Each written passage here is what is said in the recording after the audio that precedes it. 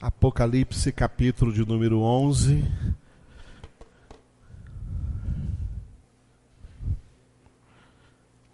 Vamos orar ao Senhor nesse texto, pedir a Ele pelas necessidades de todos aqui presentes e também de todos aqui ausentes. Que o Senhor venha agora de encontro a cada uma dessas necessidades e atendendo-as.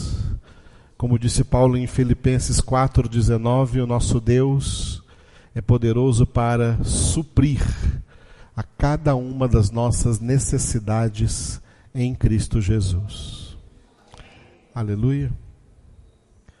Vamos orar. Enquanto estamos lendo, Deus está nos suprindo. Amém? Todos juntos. Foi-me dado um caniço semelhante a uma vara, e também me foi dito: dispõe-te e mede o santuário de Deus, o seu altar e os que naquele adoram.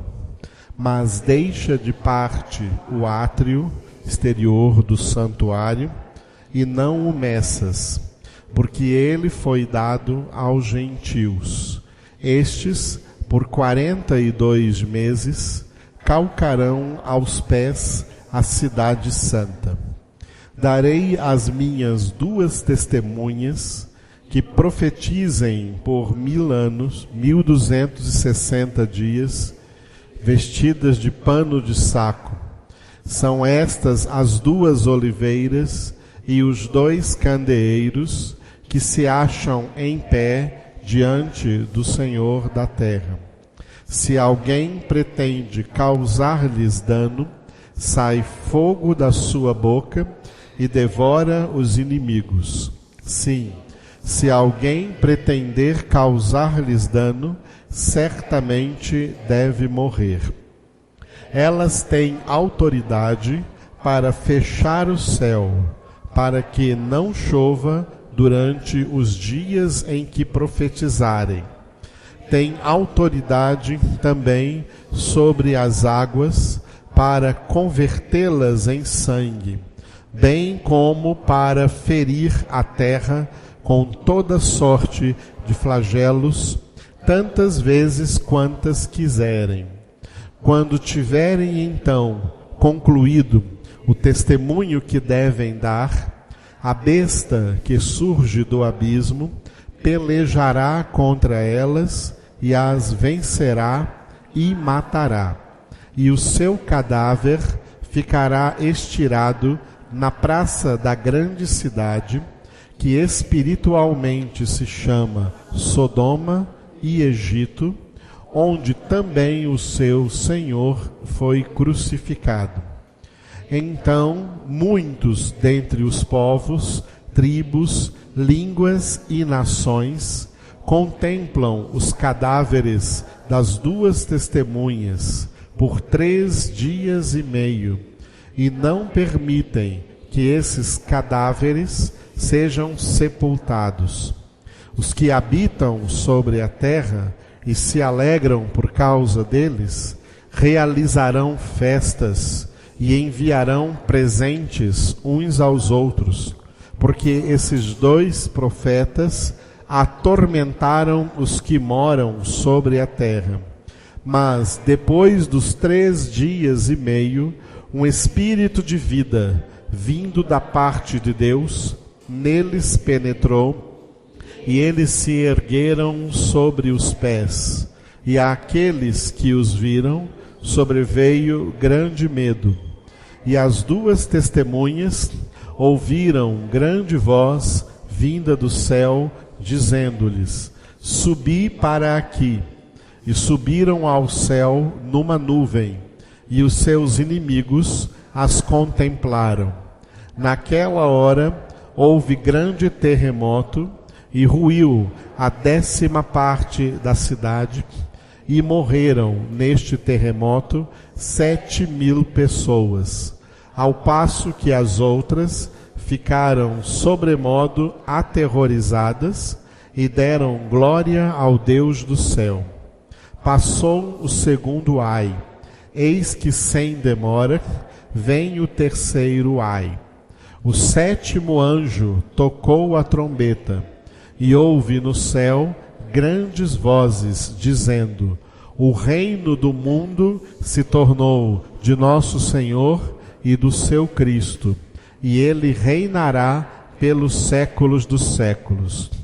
E os 24 anciãos que se encontram sentados no seu trono, diante de Deus, prostraram-se sobre o seu rosto e adoraram a Deus, dizendo: graças te damos, Senhor Deus Todo-Poderoso, que és e que eras, porque assumiste o teu grande poder e passaste a reinar. Na verdade, as nações se enfureceram.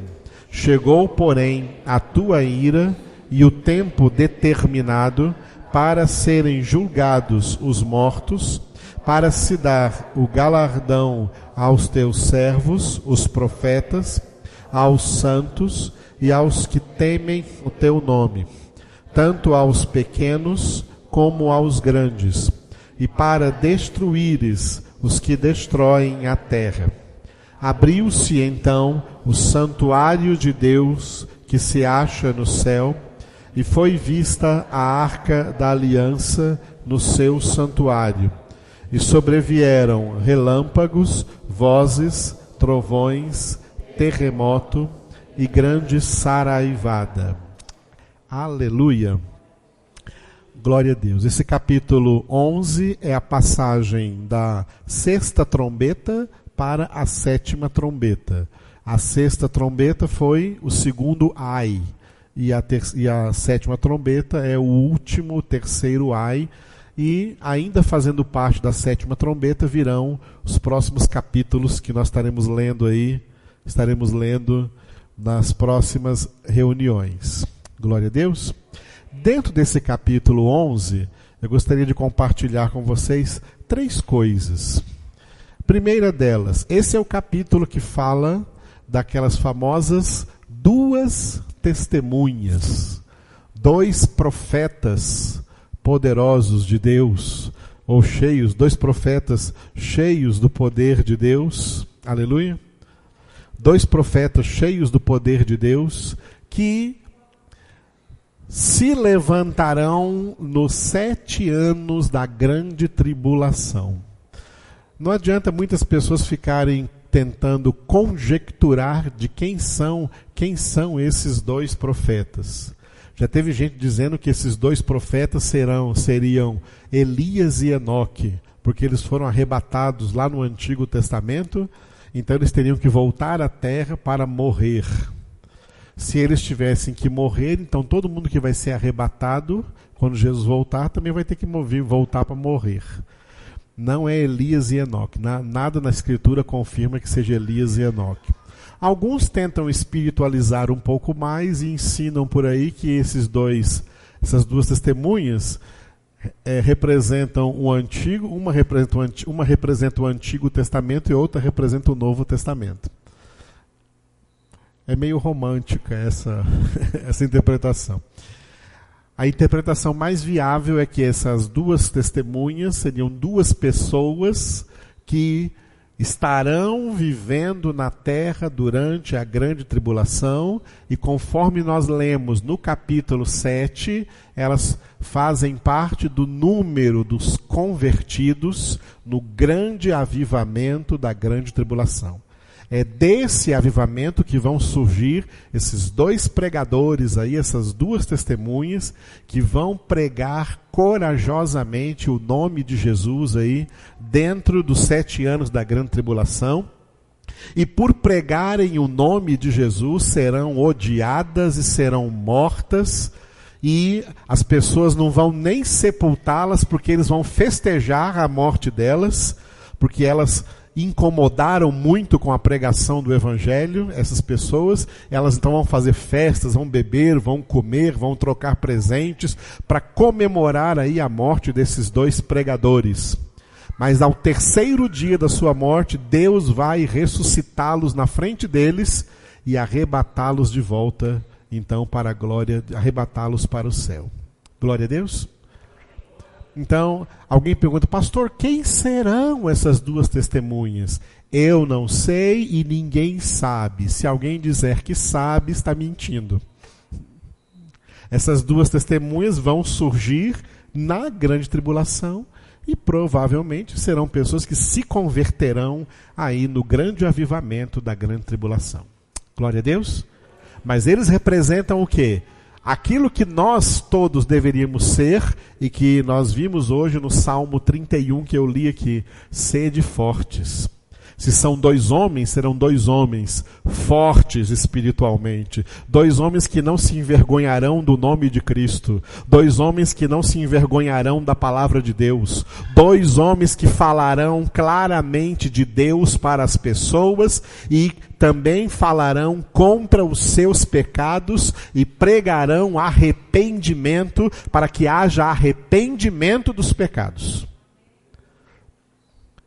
O pecador tem perdão? Se tiver arrependimento, se tiver conversão, se tiver transformação, se tiver mudança de vida. Caso contrário, não existe perdão.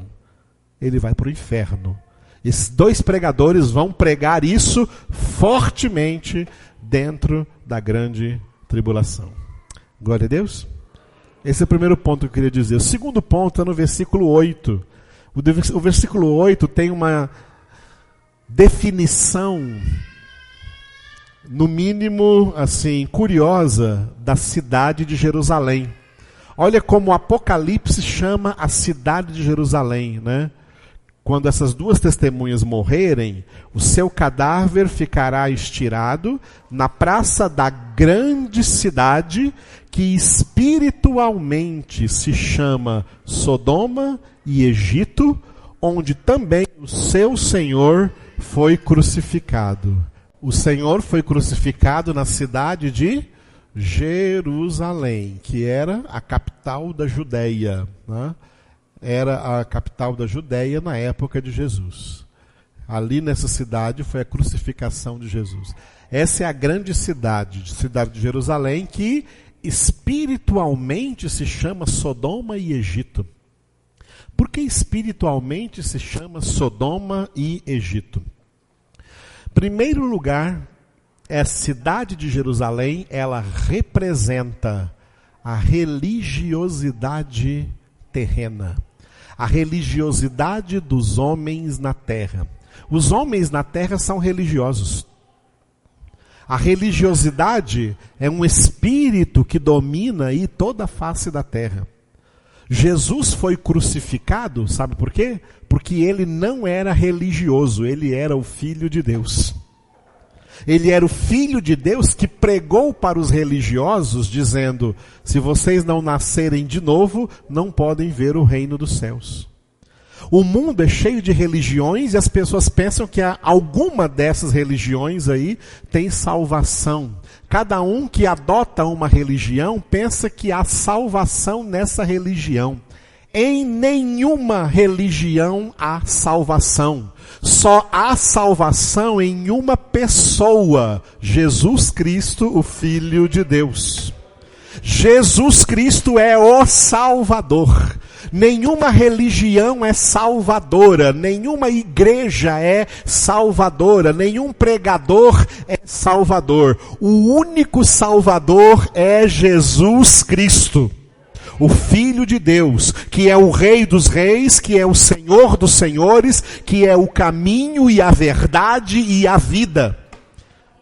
Só Jesus é Salvador. As pessoas religiosas, elas ficam enganadas, pensando cada uma que dentro das práticas da sua religião, ela tem salvação. Não existe salvação em nenhuma religião.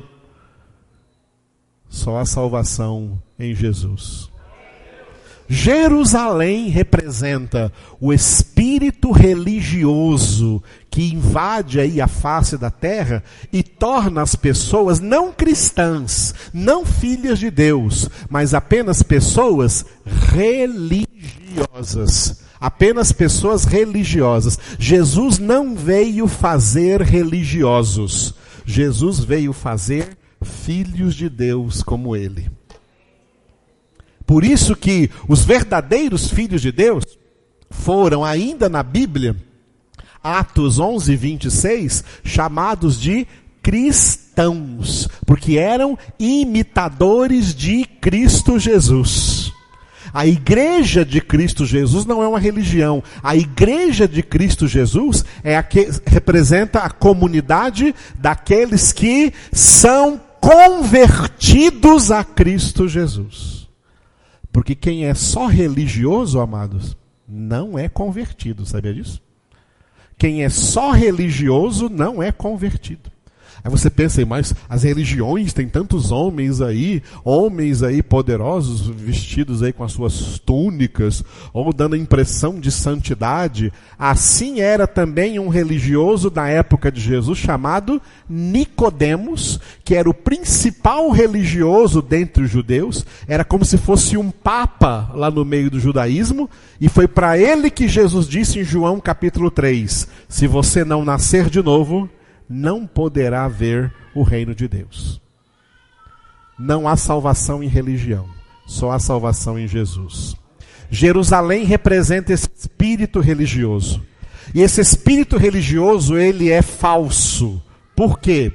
Porque coloca para a pessoa uma ideia de que ela é de Deus, mas na prática ela não é de Deus. Nas coisas que ela pratica, nas coisas que ela fala, não é de Deus. Por esta razão é que Jerusalém, espiritualmente, aqui nesse versículo 8, se chama Sodoma e Egito. Que engraçado, né? Porque Egito não é uma cidade. Egito é um país. Sodoma, sim, foi uma cidade. Mas Egito ainda é um país. Um país aonde o povo de Deus, o antigo povo de Deus, povo de Israel, depois de Abraão, Isaque e Jacó, esse povo se multiplicou no Egito durante 430 anos, e aí através de Moisés, Deus os tirou do Egito para levá-los à terra prometida. O Egito representa o espírito do mundo. O espírito do mundanismo. O Egito representa o que nós chamamos de secularismo, ou seja, mundanismo, os costumes do mundo, o amor ao mundo. A Bíblia diz que aquele que ama o mundo é inimigo de Deus. Quem é amigo do mundo é inimigo de Deus. Por quê? Tudo o que há no mundo é a concupiscência da carne, a concupiscência dos olhos e a soberba da vida. O mundo passa bem como a sua concupiscência, mas o que faz a vontade de Deus permanece eternamente. O mundo é inimigo de Deus. Isso está lá no Salmo 2. As nações e os príncipes do mundo, as potências mundiais, se levantam contra Deus e contra o seu Cristo.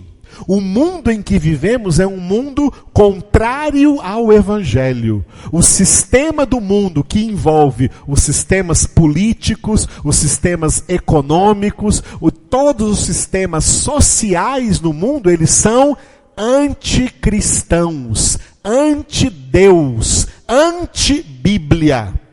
O mundo não quer saber de Deus. O mundo não quer saber de Bíblia. O mundo não quer saber de Cristo. O mundo quer saber de dinheiro, de prazeres, de fama, de diversão. É o que nós estamos vendo aí nos jornais, as notícias que vemos nos jornais, especialmente da corrupção no Brasil, somente gente querendo ter muito dinheiro, não importa de onde que veio, para comprar e possuir as coisas mais caras e prazerosas que eles encontrarem aí neste mundo. O mundo é imundo e por isso ele vai acabar. E por isso Deus vai acabar com ele. O mundo não é sujo por causa da criação de Deus. A criação de Deus é inocente. o reino vegetal, o reino mineral, o reino animal. O mundo é maravilhoso, cheio de lugares belos. O Brasil é um país maravilhoso. O que estraga o mundo são os homens. Homens gananciosos, homens mentirosos, homens falsos, homens corruptos, homens maus, homens desonestos, homens violentos. A humanidade é que está estragando o mundo em que nós vivemos. Jerusalém aqui espiritualmente é chamada de Egito, porque os religiosos são mundanos. São pessoas que amam o mundo e por isso não está neles o amor de Deus. E por que essa cidade espiritualmente também é chamada de Sodoma? Se Sodoma foi uma cidade lá do Antigo Testamento, da época de Abraão, e que foi totalmente destruída por causa da promiscuidade sexual que acontecia naquelas duas cidades, Sodoma e Gomorra. E Deus veio pessoalmente, e Deus mandou 2 anjos e disse para Abraão: eu vou destruir essas duas cidades, porque o clamor que está subindo até o meu trono chegou diante de mim, e esses homens dessa cidade são grandes pecadores diante de Deus, e eu vou destruir todos. Abraão ainda orou pelos habitantes de Sodoma e Gomorra diante de Deus, e orou falando: Senhor, se tiver lá nessa cidade 50 justos, o Senhor vai destruir os justos junto com os ímpios? Se tiver 50 justos, por amor dos 50 justos, eu não destruirei a cidade. E Abraão foi então fazendo uma contagem regressiva. E se for 40, não destruirei. E se for 30, não destruirei. E se forem 20, não destruirei. E Abraão perguntou pela última vez: o Senhor não se ire contra o seu servo, se o seu servo perguntar uma última vez. Se tiverem ali 10 justos, Deus falou: se tiver 10 justos nessa cidade, eu não a destruirei por amor dos 10 justos. O que Deus fez? Destruiu as duas cidades, Sodoma e Gomorra. Jerusalém aqui é chamada de Sodoma porque a religiosidade, conforme Paulo disse em Colossenses capítulo 2, no último versículo, a religiosidade não tem poder contra a perversão da carne, contra a perversão sexual. Por isso é que religiosos não conseguem resistir aos pecados da carne. E eles caem. Por quê? Porque somente quem é espiritual vence esses pecados. O mundo, um dos principados que domina o mundo em que nós vivemos, é o principado da prostituição, da sensualidade, da nudez, da prática sexual ilícita, fora do casamento. Fora do casamento, o casamento abençoado por Deus, aonde Deus é quem une duas pessoas em uma só carne. O relacionamento sexual foi criado por Deus para o marido e a sua esposa e ponto final.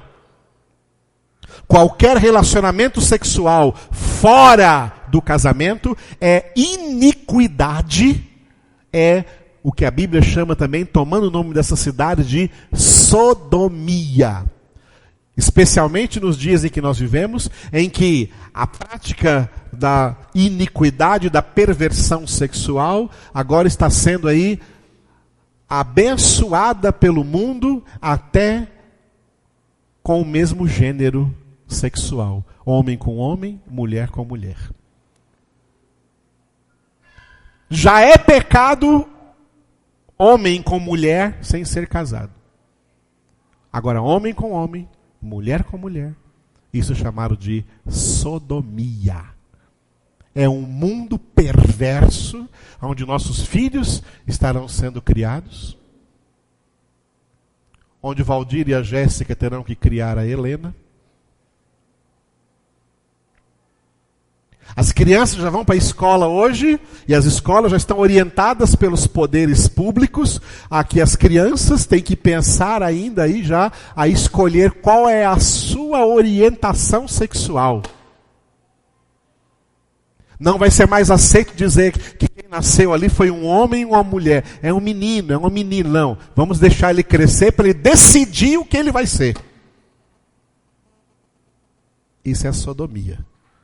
Isso é essa cidade chamada Sodoma. Ela foi destruída, mas o espírito de Sodoma toma o mundo inteiro. O mundo da prostituição, o mundo do adultério, o mundo da perversão sexual, o mundo da pornografia, o mundo da masturbação, o mundo do homossexualismo, o mundo do lesbianismo, o mundo da traição conjugal. Para destruir, o que Satanás quer com isso é destruir a instituição divina chamada família, feita de um homem, sua esposa e os filhos deste relacionamento. Jerusalém é chamada de Sodoma e é chamada de Egito, porque toda religiosidade só faz das pessoas mundanas e perversas. É Cristo Jesus que nos faz filhos de Deus. É Cristo Jesus que faz um casamento cristão. É Cristo Jesus que constrói uma família verdadeiramente cristã, sem traição, sem adultério. Uma família que vive a santidade do casamento e a santidade do relacionamento familiar entre marido, mulher e pais e filhos. Glória a Deus. Por isso, amados, é que Cristo Jesus é o Verbo de Deus, ele é a Palavra de Deus. A Palavra de Deus, a Bíblia Sagrada, que é chamada de espada de dois gumes, e também de a espada do Espírito, nesse capítulo 11 que nós lemos, ela é comparada a uma vara de medir. Tem um slide aqui, né? A palavra é comparada a uma vara de medir. Por isso o primeiro versículo está escrito: foi-me dado um caniço. O apóstolo João, representando os crentes, recebeu a palavra de Deus. O caniço semelhante a uma vara, tá, é a palavra de Deus. E também foi-me dito: dispõe-te e mede o santuário de Deus, o seu altar e os que naquele adoram. A palavra de Deus é como uma vara de medir. Para nós hoje seria uma trena, né? É como uma trena. É uma trena espiritual para medir. A palavra de Deus mede. A palavra de Deus está medindo o caráter, medindo a estatura espiritual de todas as pessoas. A medida exata da palavra de Deus é a estatura de Cristo, é a medida de Cristo, é o caráter de Cristo, é a santidade de Cristo. Essa é a medida da palavra de Deus. A palavra de Deus nos mede. A palavra de Deus nos mede para ver o quanto já nos santificamos e o quanto falta ainda para sermos santificados. Quanto falta para você ser igualzinho a Jesus? Já mediu isso? Já fez esse cálculo?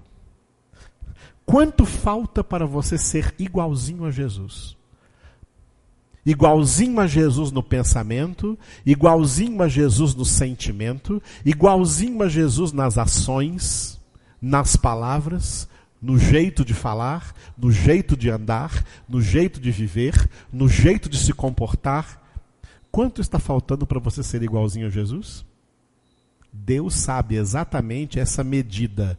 Nós somos medidos aqui, ó. Somos medidos pela palavra de Deus.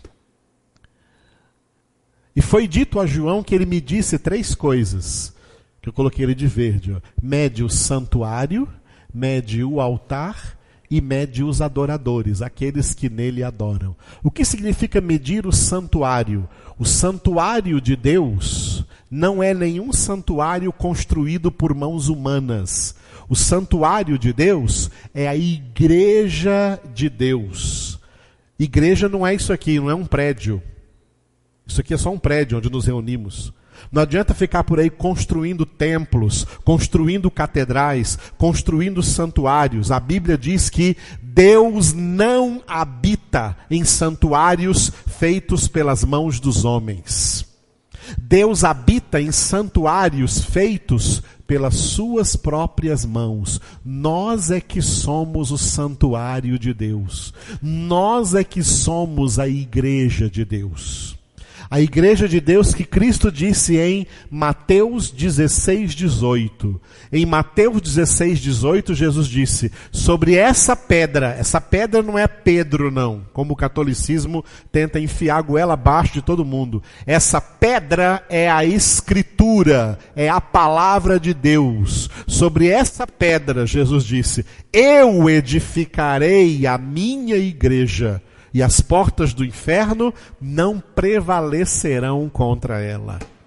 A igreja de Cristo é edificada pelo próprio Cristo, porque é edificada pela palavra de Deus.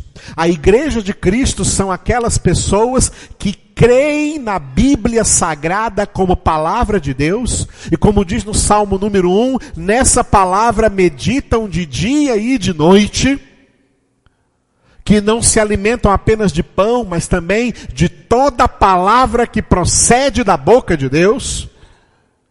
Pessoas que ouvem, recebem a palavra e a praticam. E por isso estão edificando as suas vidas sobre a rocha. Virão as chuvas, virão os ventos, virão as enchentes e darão com ímpeto contra essa casa e ela não vai cair porque ela está firme, edificada sobre a rocha.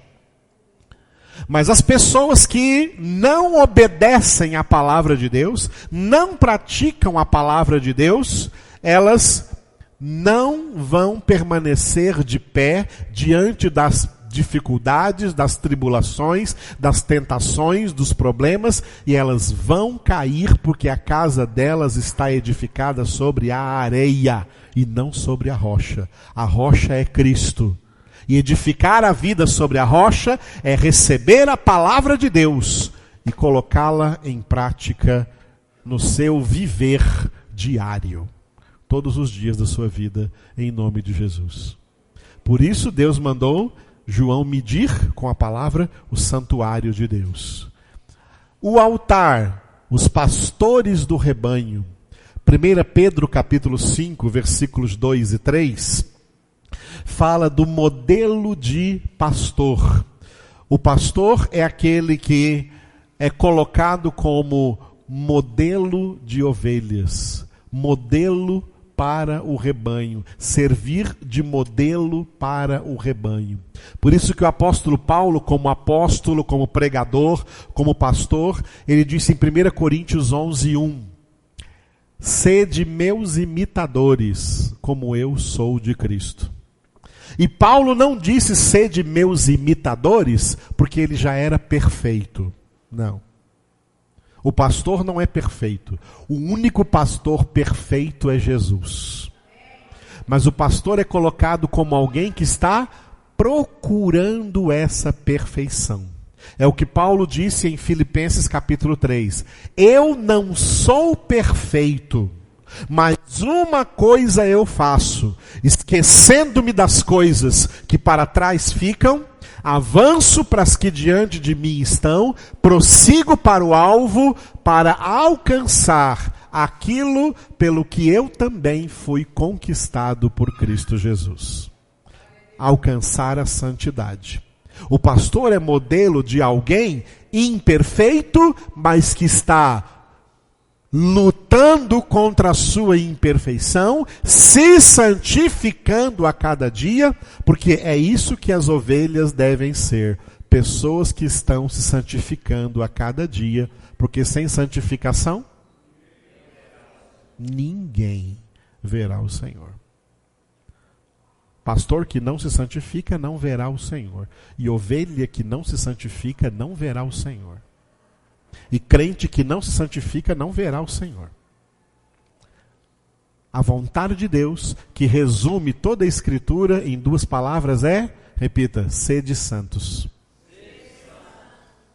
Essa é a vontade de Deus. Aleluia.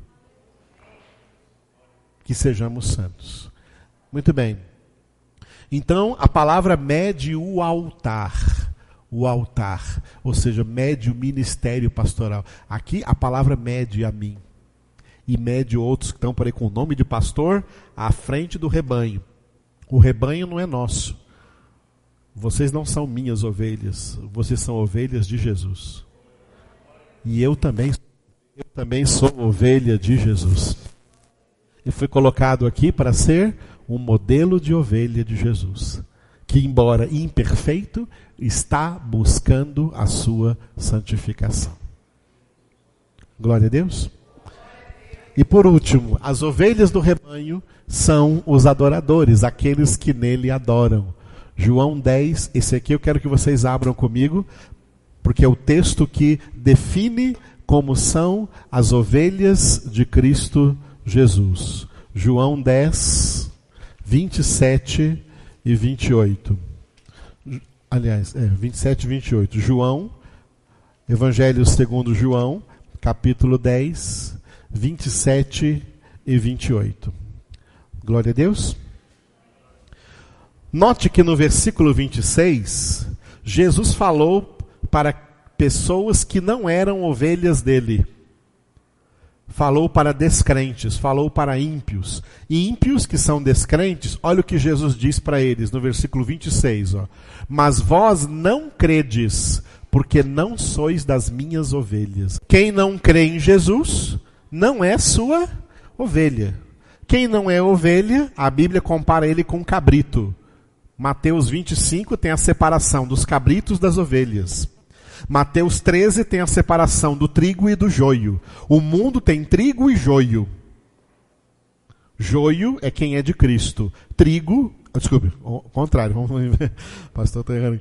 Joio é quem não é de Cristo. E trigo é quem é de Cristo. Ovelha é quem é de Cristo. Cabrito, quem não é de Cristo. Por enquanto eles vivem juntos, mas Jesus vem trazendo uma separação. Vai separar o trigo do joio, vai separar as ovelhas dos cabritos. As ovelhas têm as seguintes características. A palavra de Deus mede uma ovelha. É uma trena, é uma vara de medir quem é ovelha e quem é cabrito. Quem é ovelha se encaixa nessa descrição do 27, que diz, Jesus disse, as minhas ovelhas ouvem a minha voz, eu as conheço e elas me seguem. Primeira característica, repita, ouvem a minha voz. O que é ouvir a voz de Jesus? O que ele está falando? Não estou escutando nada. O que é ouvir a voz de Jesus? Nós ouvimos a voz de Jesus aqui, na palavra. É meditar de dia e de noite na palavra. E não se esqueça que o verbo ouvir, ele tem uma conotação mais forte do que escutar. Escutar é diferente de ouvir. Escutar, todo mundo escuta, a menos que tenha problema auditivo, seja deficiente auditivo. E hoje, para deficiente auditivo, tem até já aparelhinho. Ou se tem deficiente auditivo, tem as pessoas que fazem linguagem de sinais para ele entender. Escutar, todo mundo escuta. Mas ouvir é algo mais do que escutar. Ouvir é dar ouvidos. Ouvir significa obedecer. É como aquela mãe que tem um filho e está falando com o filho o dia inteiro e o filho não obedece. Aí o pai chega em casa do trabalho e a mãe fala com o pai, olha, nosso filho está fazendo isso, isso e aquilo. E o pai fala com a mãe assim, mas você não falou com ele? A mãe diz, eu falei com ele, mas ele não me ouve. Ele escutou o que a mãe falou, mas não ouviu, ou seja, não obedeceu. Quando Jesus diz, as minhas ovelhas ouvem a minha voz, ele está dizendo, as minhas ovelhas são aqueles que obedecem a minha palavra.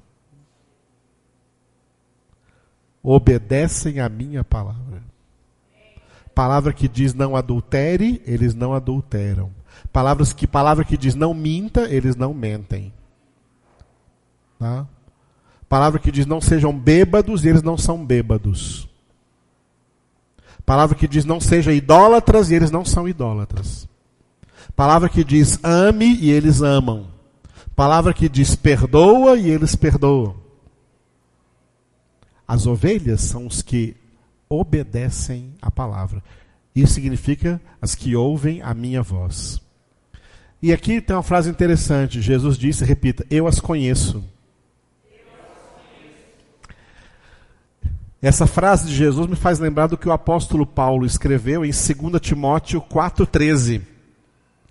2 Timóteo 4,13, Paulo disse assim, que o firme fundamento de Deus permanece tendo este selo: o Senhor conhece os que lhe pertencem.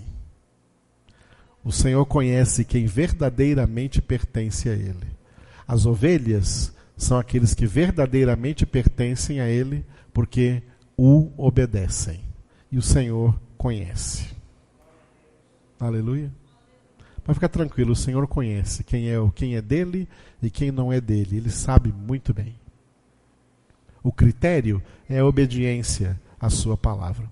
E o terceiro item aqui, repita, e elas me seguem. Elas me seguem, aquilo que nós lemos também agora hoje, aqui no Salmo 31 mais cedo, instruir-te-ei e te ensinarei no caminho que deves seguir. Elas me seguem porque elas andam nesse caminho, elas andam nessa verdade, elas seguem Jesus, elas aprendem de Jesus, elas imitam Jesus. Me siga significa me imitar. Elas são imitadoras do pastor, que é Cristo Jesus. E o resultado vem no versículo 28. Eu lhes dou a vida eterna, jamais perecerão, e ninguém as arrebatará da minha mão. Aleluia. Olha, esse é o resultado que somente as verdadeiras ovelhas vão experimentar. Primeiro, eu lhes dou a vida eterna. A vida eterna significa estar com Deus para sempre. Porque a vida do homem não acaba aqui na terra. A vida do homem não acaba com a morte física, não. A morte física é uma temporária separação entre o corpo e a alma. A alma permanece viva. E essa alma que permanece viva vai se encontrar de novo com o corpo por ocasião da ressurreição. Os salvos vão ressuscitar primeiro para subir de corpo e alma para o céu com Cristo Jesus. Os ímpios vão ressuscitar no fim do reino milenar de Cristo para serem lançados de corpo e alma no lago de fogo e de enxofre, que é a eternidade dos pecadores com o diabo e seus anjos.